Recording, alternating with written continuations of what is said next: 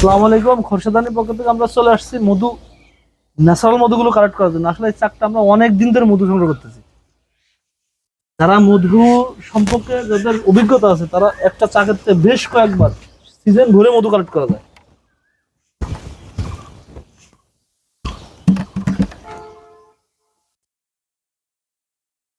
আমরা যে মধুগুলো কালেক্ট করি, আমরা এই যে যে হালাল জিনিসটা এটা দিয়ে থাকি। আসলে আমরা আমরা অনেকে অনেক প্রকার মধু দিয়ে দিয়ে আজকে বাজারটা নষ্ট করে ফেলেছি আর বিশ্বাস জায়গাটা উঠিয়ে ফেলেছি।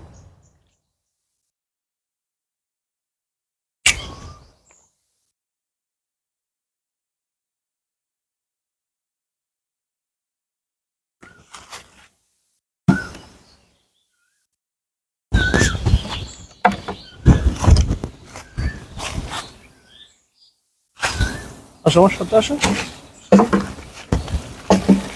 আল্লাহু আকবার, আল্লাহু আকবার, অসাধারণ। আসলে একেবারে নিচের চাকটা আমরা পুরোপুরি প্রসেসটা আর কি দেখাইতে পারবো।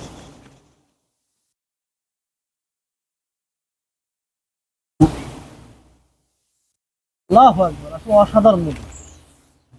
পুরোপুরি মধুর কালারটা দেখেন।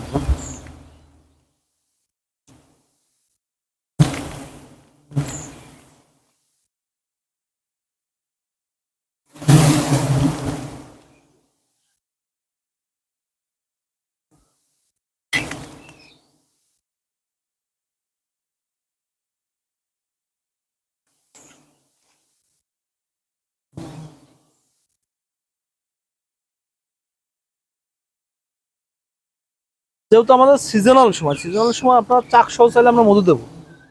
যদি মধু সঙ্গে থেকে কেটে নিতে চান সেটাও দেবো।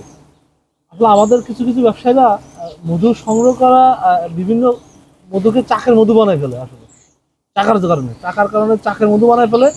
আর চাকের মধুগুলা যেগুলো দাম বেশি আসলে আমরা বিক্রি করে থাকি। আপনার খামারের যে মধুটা ওটা ওটা আর এই চাকের মধু, এটা চাকে হয় চাক সহ, আর এটা বক্সে হয়। মধুটা কোয়ালিটি প্রায় সেম, হালকা ডিফারেন্স আছে। এটাকে আমরা ন্যাচারাল বলি।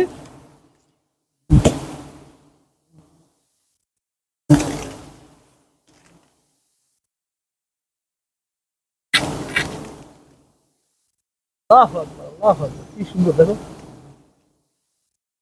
আসলে খোরশেদান পক্ষ থেকে আমি নিজে কালেক্ট করি, আমি দেশের বিভিন্ন জেলাতে ঘুরে যাই এভাবে।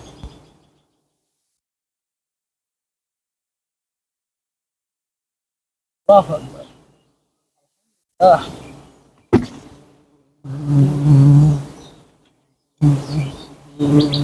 আমরা তো মৌমাছির ক্ষতি করি না, মৌমাছি মারি না, ফ্রেশ কাজে মধু কালেক্ট করি। আপনারা দেখতে পাচ্ছেন এক জায়গায় মৌমাছি জায়গায় মধুরক কেটে নিলাম। আবার আমরা কিছুদিন পরে আবার কালেক্ট করবো।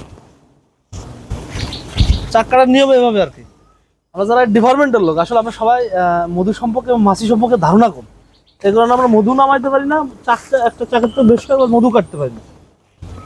আপনারা যারা আমার ভিডিওটা দেখবেন সবাই শেয়ার করে দেবেন, কমেন্ট করবেন, যেন আমি এই ন্যাচারাল কথাগুলো সারা পৃথিবীতে ছড়িয়ে দিতে পারি। আসসালামু আলাইকুম, সবাই ভালো থাকেন।